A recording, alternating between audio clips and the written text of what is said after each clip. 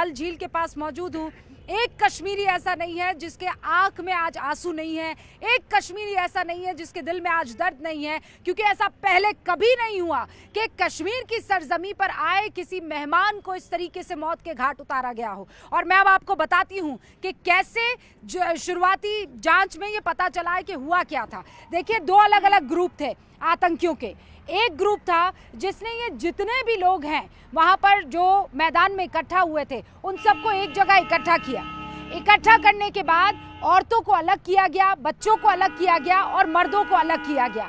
और उसके बाद एक जो आतंकी है वो सबसे पूछता चला गया कि तुम्हारा नाम क्या है, उससे पूछा तुम्हारा मजहब क्या है, और उससे कलमा भी बुलवाया गया। जो ला इलाहा इल्लल्लाह मोहम्मद रसूलुल्लाह ना बोल पाया उसको मौत के घाट उतार दिया गया। ये भी बताया जा रहा है कि बाकायदा पैंट उतारकर ये चेक करने की कोशिश की गई है कि उसको सर्कमसिशन उसका हुआ है कि नहीं, उसकी खतना हुई है कि नहीं, और उसके बाद बच्चों के सामने, बीवी के सामने उनको मौत के घाट उतार दिया गया है। इस जगह पर क्यों किया? क्योंकि वो दूर जगह है, वो इलाका दूर है, वहां से अस्पताल दूर है, वहां पर जितनी कैजुअलिटी होती ज्यादा खतरनाक होती। अमित शाह अस्पताल पहुंच चुके हैं जहां पर मारे गए लोगों का पार्थिव शरीर रखे हुए हैं। 27 लोगों को मौत के घाट उतार दिया इन आतंकियों ने।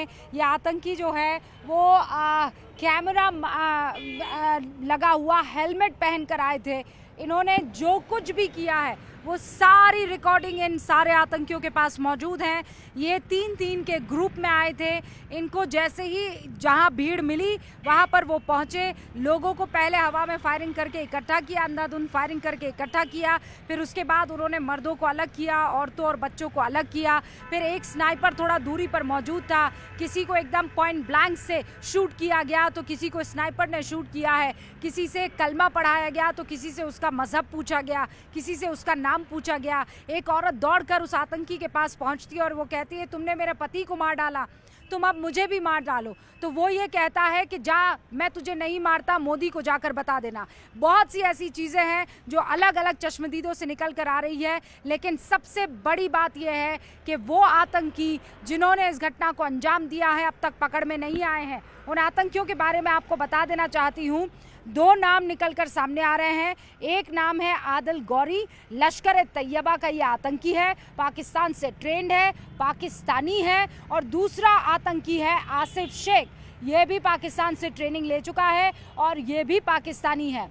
एक तस्वीर वायरल हो रही है जिसमें एक पाकिस्तानी जिस तरीके से लिबास पहनते हैं बिल्कुल वैसा ही जब्बा पजामा उसने भी पहना हुआ है। और अमित शाह इस वक्त आपको स्क्रीन पर दिखाई दे रहे हैं। अमित शाह अस्पताल पहुंच चुके हैं। यहीं अस्पताल में वो श्रद्धांजलि इस वक्त दे रहे हैं उन तमाम पार्थिव शरीरों को जो यहाँ पर आए थे इस जन्नत में सुकून की सांस लेने के लिए, लेकिन पहलगाम में आतंकियों ने उन सबको ख़त्म कर दिया, उनकी हत्या कर दी। और वो भी ऐसी, वो पल आप बस महसूस कर सकते हैं कि आपको ये मालूम है कि आप आतंकियों के हत्थे चढ़ चुके हैं और कोई इंसानियत का तकाजा नहीं है।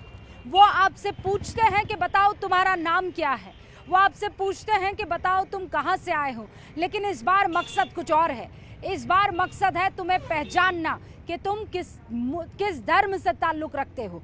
क्योंकि एक शख्स बताया जा रहा है जो कलमा गो था, जो मुसलमान था, और उसे इसलिए मार दिया गया क्योंकि वो बर्दाश्त नहीं कर पाया कि आतंकी उसके मेहमानों के साथ इस तरीके से बर्बरता कर रहे हैं। 27 डेड बॉडीज़ जो पर्यटकों की हैं उनको विनम्र श्रद्धांजलि देने के लिए देश के गृह मंत्री अमित शाह आपको दिखाई दे रहे हैं। ये बहुत भावुक पल है, ये बहुत ही दुखी कर देने वाला पल है, क्योंकि किसने सोचा था कि जिस ज़मीन पर आप खुद को एंटरटेन करने के लिए, खुद को 2 पल सुकून के बिताने के लिए लाएंगे, वो आपकी ज़िंदगी के कुछ आखिरी क्षण मौजूद होंगे। इस वक्त ये देश के लिए बहुत मुश्किल की घड़ी है।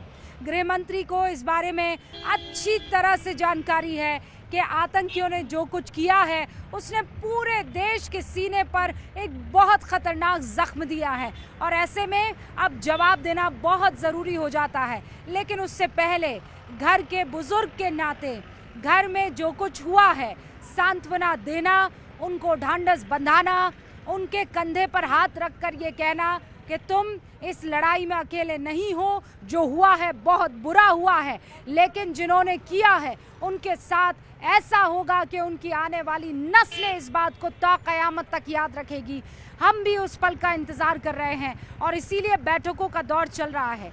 ये कड़ी निंदा का दौर नहीं है, ये वो दौर नहीं है कि जब ये कहकर कि देखते हैं जांच खत्म होगी कहाँ तक पहुँचती है, बात ख़त्म हो जाएगी। ये वो दौर है जब एयर स्ट्राइक होता है, ये वो दौर है जब सर्जिकल स्ट्राइक की जाती है, ये वो दौर है जब 370 हटता है और कश्मीरी हाथ से हाथ मिलाकर, कंधे से कंधा मिलाकर हिंदुस्तानियों के इस्तकबाल में मौजूद रहता है। ये वो दौर है जब कश्मीरियों ने देखा है कि जब दूरियां हटती है वो वार से नहीं, वो प्यार से हटती है और उस प्यार को आगे बढ़ाने का मौका आया। उससे पहले आतंकवादियों ने इस तरीके की नृशंस हत्या की है 27 लोगों की। कोई महाराष्ट्र से आया था, कोई राजस्थान से आया है, कोई बेंगलुरु से आया था, कोई किसी और इलाके के हिंदुस्तान के आया था और वो सब आज की तारीख में बस इंतज़ार कर रहे हैं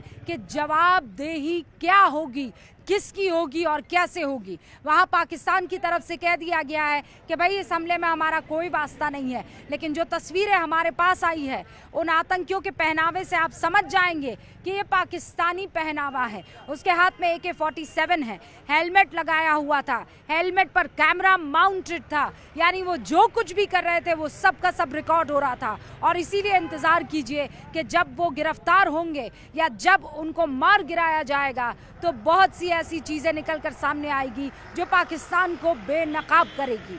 फिलहाल ये तस्वीरें देश के गृह मंत्री अमित शाह की है, जो अपनी श्रद्धांजलि अर्पित करने के लिए देश की तरफ से अपनी श्रद्धांजलि अर्पित करने के लिए उन तमाम पार्थिव शरीरों के आगे मौजूद हैं। उनसे वो माफ़ी भी मांग रहे होंगे, उनसे वो प्रार्थना भी कर रहे होंगे, उनसे वो इस वक्त वो 2 मिनट का जो मौन है उसमें हर चीज़ के बारे में सोच रहे होंगे, क्योंकि देश की सिक्योरिटी की जिम्मेदारी गृह मंत्री के कंधे पर है और गृह मंत्री जानते हैं कि यहाँ बहुत बहुत बड़ी चूक हुई है और इस चूक का जवाब इस वक्त ज़रूरी है और इस चूक का जवाब किसी और को नहीं, उन आतंकियों को देना होगा, पाकिस्तान को देना होगा।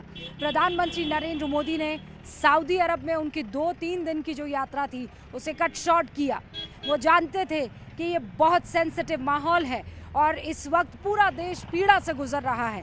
प्रधानमंत्री नरेंद्र मोदी को निकलना था आज रात को, लेकिन वो बीते कल ही लौट आए और आज सुबह 7 साढ़े 7 बजे उन्होंने दिल्ली में लैंड किया। NSA अजीत डोभाल ने उन्हें वहाँ पर रिसीव किया और उसके फ़ौरन बाद उन्होंने एयरपोर्ट पर ही विदेश सचिव के साथ, विदेश मंत्री के साथ, NSA अजीत डोभाल के साथ एक शुरुआती मीटिंग की, जहाँ पर उनको ब्रीफ किया गया कि हुआ क्या, कब हुआ, कैसे हुआ।